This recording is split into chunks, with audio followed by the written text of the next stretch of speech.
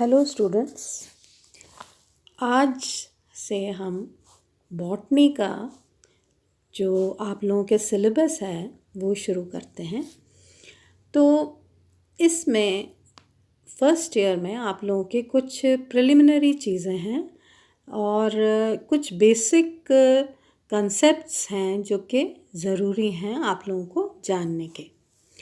तो उसमें सबसे पहले अगर हम देखें तो लिविंग वर्ल्ड जो है या जीवित जो भी जंतु हैं इस पृथ्वी पर, उनको हम क्लासिफाई करते हैं। तो क्लासिफिकेशन या वर्गीकरण जो है वो हम क्यों करते हैं? ये इसलिए करते हैं क्योंकि जिससे कि एक ही वर्ग में जो भी जीव जंतु हैं तो उनके कुछ कॉमन फीचर्स आप लोगों को एकदम से दिमाग में आ जाते हैं कि भाई ये एक कॉमन फैक्टर इनमें ज़रूर होगा, जो बेसिक कंसेप्ट है। तो उससे आपको जो मूलभूत जो कैरेक्टर्स हैं उनके, वो एक तो याद करने में आसानी रहती है। दूसरा, आपको विकास क्योंकि जब भी हम क्लासिफिकेशन या वर्गीकरण करते हैं तो हम विकास या इवोल्यूशन के बेसिस पे करते हैं। तो इवोल्यूशन के बारे में भी पता चलता है कि कौन से प्रिमिटिव या आदि पादप हैं, कौन से विकसित पादप हैं, इन सब के बारे में हमें पता चलता है, इसलिए हम क्लासिफिकेशन करते हैं। तो ये दो मूलभूत चीज़ें हैं जो क्लासिफिकेशन जो है वो इसलिए किया जाता है। अब अगर हम लिविंग वर्ल्ड को देखें तो जो जीवित जीव जंतु हैं इस पृथ्वी पर, उनको विटेकर ने 1969 में 5 वर्गों में बांटा है। यह आप लोगों को पता ही होगा: मोनेरा, प्रोटिस्टा, फंजाई, प्लांटी और एनिमलिया ना। अब इसके अंदर उन्होंने जो मोनेरा प्रोकैरियोट्स हैं, जिसमें कि माइकोप्लाज्मा, बैक्टीरिया, ये सब आते हैं, और कुछ ब्लू ग्रीन एल्गी, ये भी प्रोकैरियोटिक हैं।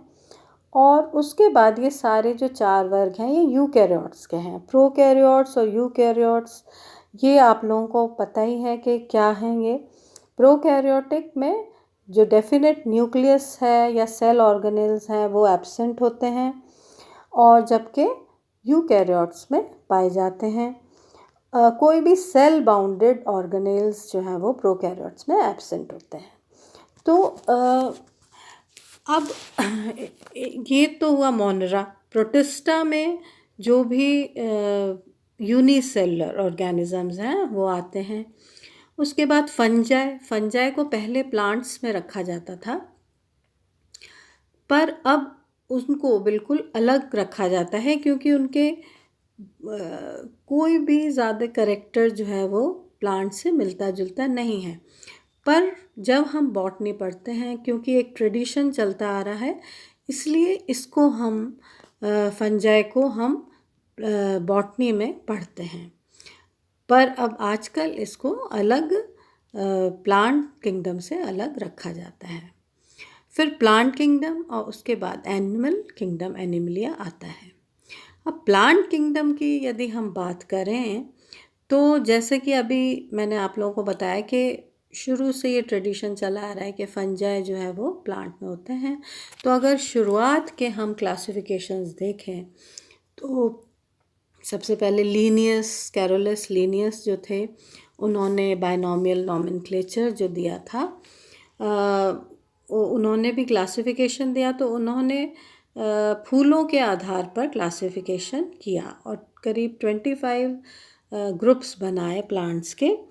और पर जो आजकल का जो क्लासिफिकेशन है, जो चित्र में देख रहे हैं आप, बिल्कुल बेसिक क्लासिफिकेशन ये दिया था आइक्लर ने। तो आइक्लर 1886 में इन्होंने क्लासिफिकेशन दिया। उसके आधार पर इन्होंने मुख्यतः पौधों को 2 भागों में बांटा: क्रिप्टोगैम्स और फेनेरोगैम्स। अब क्रिप्टोगैम्स जो हैं, जैसे कि नाम से पता चल रहा है, क्रिप्टो का मतलब होता है पुष्प विहीन पौधे, और फेनोरोगैम जिनमें कि फ्लावर्स पाए जाते हैं। तो क्रिप्टोगैम्स में जिनमें कि फूल नहीं पाए जाते, उनमें उन्होंने रखा 3, थैलोफाइटा, ब्रायोफाइटा और टेरिडोफाइटा को। और फेनोरोगैम्स में उन्होंने जिम्नोस्पर्म्स और एंजियोस्पर्म्स रखे। तो प्लांट किंगडम मुख्यतः हम कह सकते हैं कि 5 भागों में हम इसको बांट सकते हैं। कौन कौन से हैं? थैलोफाइटा, ब्रायोफाइटा, टेरिडोफाइटा, जिम्नोस्पर्म्स और एंजियोस्पर्म्स। तो पहले इसको थैलोफाइटा के अंदर एल्गी और फंजाई दोनों रखे जाते थे। आजकल अब क्योंकि फंजाई जो है वो अलग कर दिया गया है प्लांट किंगडम से, इसलिए अब इसको केवल एल्गी, ब्रायोफाइटा, टेरिडोफाइटा, जिम्नोस्पर्म्स और एंजियोस्पर्म्स ऐसे माना जाता है। पर क्योंकि ट्रेडिशन चला आ रहा है और हम अभी आप लोगों के फर्स्ट ईयर में कोर्स में भी है, तो एल्गी है आपके, फंजाई दूसरे जो पेपर है, और जो एक तीसरा पेपर है उसके अंदर सेल बायोलॉजी है। तो कोशिका विज्ञान जो बिल्कुल बेसिक है किसी भी बायोलॉजी के स्टूडेंट के लिए, तो वो आपका पहला पेपर है। उसमें जेनेटिक्स, सेल बायोलॉजी, ये सब है। दूसरा जो पेपर है वो माइकोलॉजी एंड प्लांट पैथोलॉजी, उसमें ये फंजाई का है आप लोगों के कोर्स में,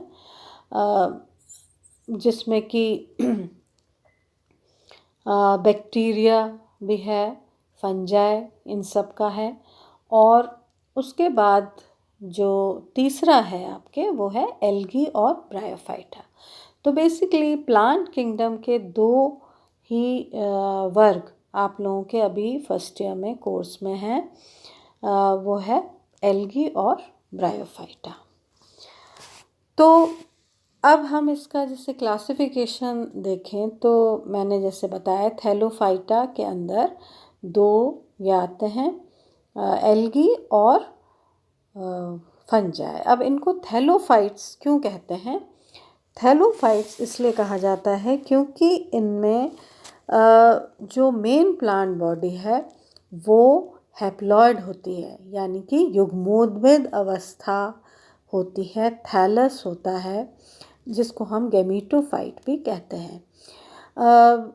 ये बहुत आदि पादप हैं और इसलिए ये बहुत ही सरल संरचना के पौधे होते हैं।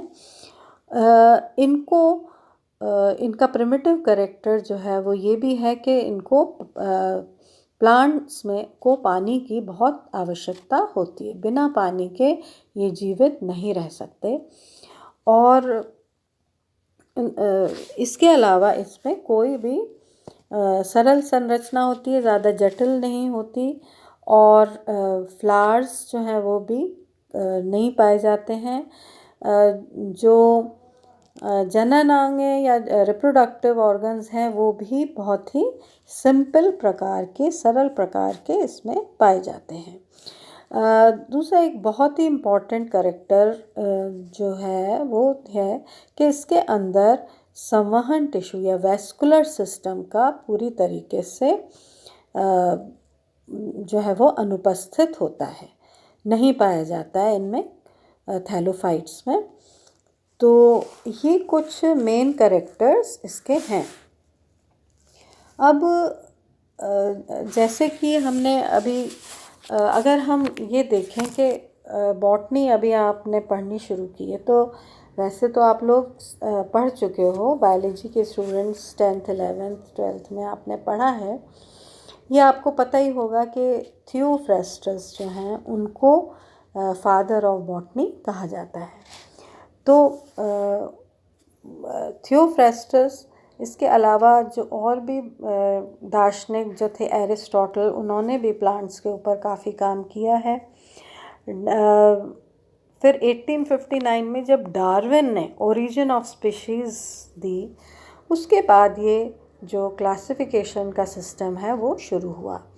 क्लासिफिकेशन की जो स्टडी है उसको हम टैक्सोनॉमी कहते हैं, जिसमें कि हम अलग अलग स्पीशीज़ किस प्रकार से ये जेनरा में समाहित हैं, उसके बाद कई जेनरा जो हैं वो ऑर्डर बनाते हैं, फैमिलीज़ होती हैं, कैसे ये बाइनोमियल नोमेनक्लेचर रहता है, ये आपने काफ़ी पढ़ा हुआ होगा।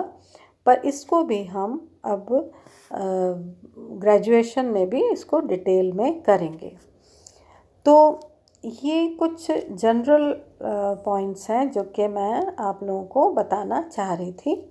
अब हम इसके बाद लेंगे एल्गी के जनरल कैरेक्टर्स अपने नेक्स्ट लेक्चर।